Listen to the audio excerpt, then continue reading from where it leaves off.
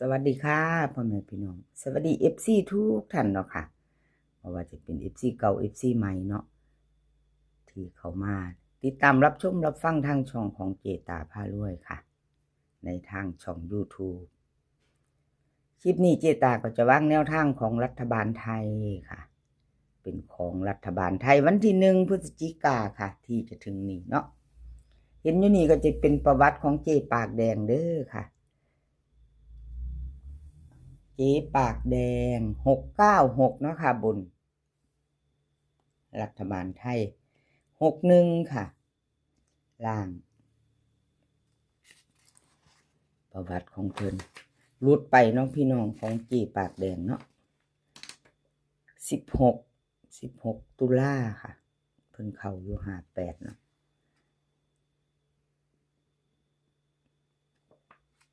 วันที่1บ่แม่น16ที่ผ่านมาเป็น3งวดเนาะพี่น้องไล่ไป3งวดเข้างวดเดียวรุด2งวดค่ะรุด2งวดเจปากแดงกราบขอโทษขออภัย FC ที่ติดตามเจปากแดงเนาะค่ะนี่รัฐบาลไทยที่เลขเพิ่นบ่เดินบ่เข้าเนาะขอโทษขออภัยแทนเพิ่นวันที่1เพิ่นให้มาแล้วค่ะมาไปใหม่ไปต่อกับเจปากแดงวันที่1 พฤศจิกายนจะถึงนี้เนาะค่ะอีกหลายมื้ออยู่ค่ะพี่น้องมื้อนี้เป็นวันที่27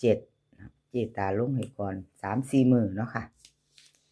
รัฐบาลไทยเจ๊ปากแดงค่ะมาพิจารณาไปใหม่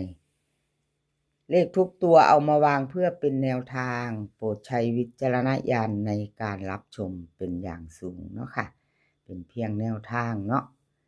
เจ๊ปากแดงค่ะวิ่งรูดเพิ่นให้มาวิ่งรูด7 กับ 3ค่ะ7 กับ 3 2ตัว4หาง2ตัว4หาง73 74 37 39 3ตัว3หาง738 374ค่ะ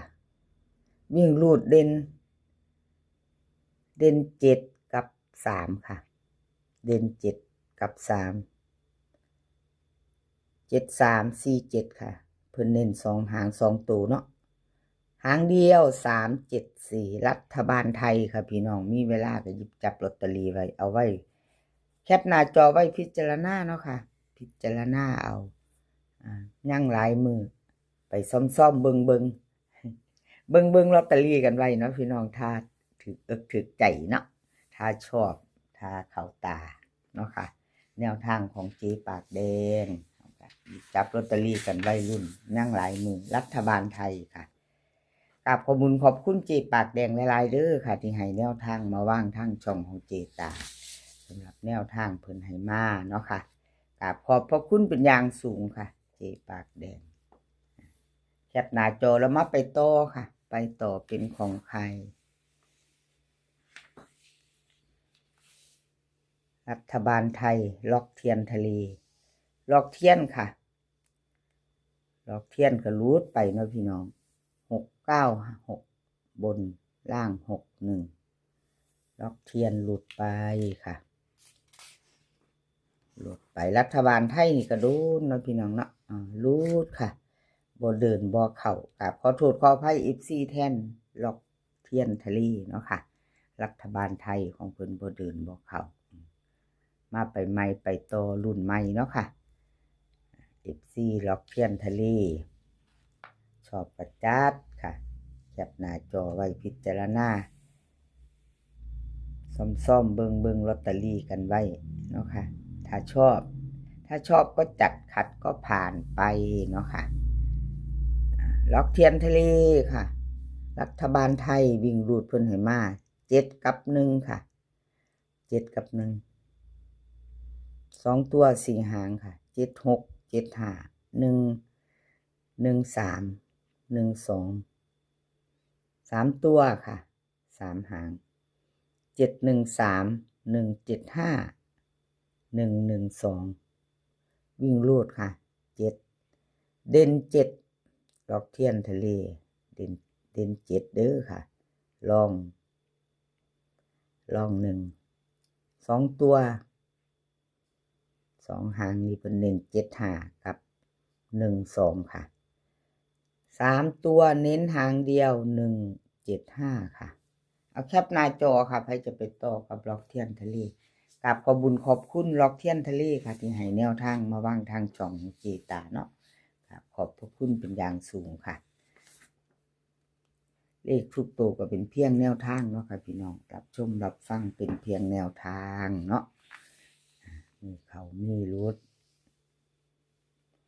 ไม่มีอะไรแน่นอนค่ะแนวทางถ้ามาถ้าเดินก็ดีค่ะถ้าใดถ้าโศกถ้ามานก็ดีใจน้ำเนาะถ้าบ่เลขบ่มาแนวทางบ่เข้าบ่เดินถ้าบ่ได้บ่มานก็ขอโทษขออภัยเนาะค่ะเลขรับน้ำโสมรับน้ำโสมวันที่16ที่ผ่านมาค่ะ16ที่ผ่านมารัฐบาลไทย69661เนาะของเพิ่นบ่เดินค่ะไม่เดิน3 งวดติดเด้อรัฐบาลไทยพี่น้องเอาชัดเจนเก่าไปใหม่มาเนาะเลขทุกตัวเอามาวางเพื่อเป็นแนวทางค่ะโปรดใช้วิจารณญาณในการรับชมบอกเขาบ่มาไปใหม่ค่ะพิจารณากันใหม่แนวทางรัฐบาลไทยเลขรับน้ำโสมของเพิ่นเนาะค่ะวิ่งรูดเพิ่นให้มา5 กับ 3ค่ะ5 กับ 3 2 ตัว4 หาง53 52 38 39 538 352 339ค่ะ3 ตัว 3 หางวิ่งรูดเด่นทอกันค่ะ5 กับ 3 2 ตัวเพิ่นเน้นให้53กับ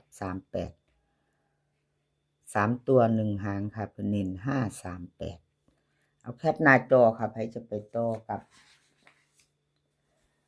เลขรับน้ำโสมเนาะค่ะไปต่อแคปหน้าจอพิจารณาใหม่ไปใหม่เนาะค่ะครับขอบคุณเลขรับน้ำโสมหลายๆเด้อค่ะที่ให้แนวทางมาวางทางช่องเจตาเนาะค่ะช่องน้อยๆกับขอบคุณหลายๆเนาะแล้วก็ FC ค่ะที่เขามาส่งกำลังใจครับกับขอบคุณหลายๆเด้อค่ะที่เขามารับชมรับฟังเป็นกำลังใจให้เจตาเนาะค่ะขอบคุณเป็นอย่างสูงต่อไปค่ะรัฐบาลไทยของชชัยชาญค่ะชชัยชาญ16ที่ผ่านมาเนาะค่ะเข้าไป1อยู่ค่ะพี่น้อง1แต่1บนเป็นล่างเนาะ1บนแต่ว่าเป็นล่างเนาะค่ะเพิ่นเฮ็ดมาเพิ่นให้มาเขียนบนเป็นบนล่างเป็นล่างเนาะล่าง7เข้าไป1อยู่เนาะพี่น้อง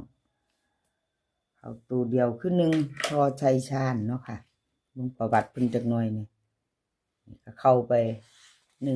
1แต่วันที่16เข้าไป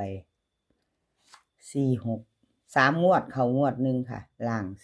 46รุดไป2 งวดรัฐบาลไทยก็โดนเนาะค่ะพี่น้องหลายมือเนาะจนจะลืมกันพุ่นละรัฐบาลไทยต่อไปค่ะมาติดตามตัวใหม่ของเพิ่นแนวทางใหม่วันที่1 พฤศจิกาค่ะชชัยชาญ FC ของชชัยชาญแคปหน้าจอ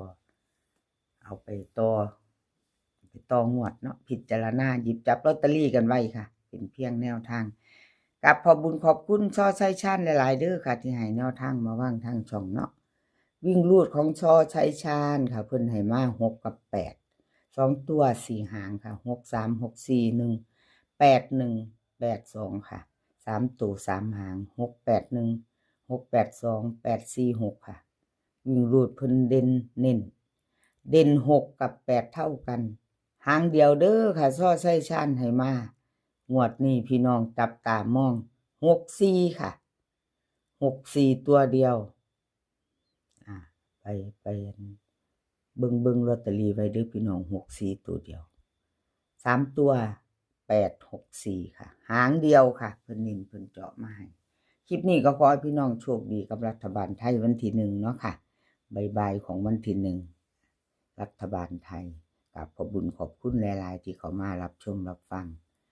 คลิปนี้ขอให้พี่น้องโชคดีมีความสุขสุขภาพร่างกายแข็งแรงกันทุกคนค่ะเดินทางไปไสก็ขอให้ปลอดภัยเดินทางไปขอให้มีโชคกลับมาขอให้มีชัยคลิปหน้าพ่อกันไหมค่ะคลิปนี้ก็สวัสดีค่ะ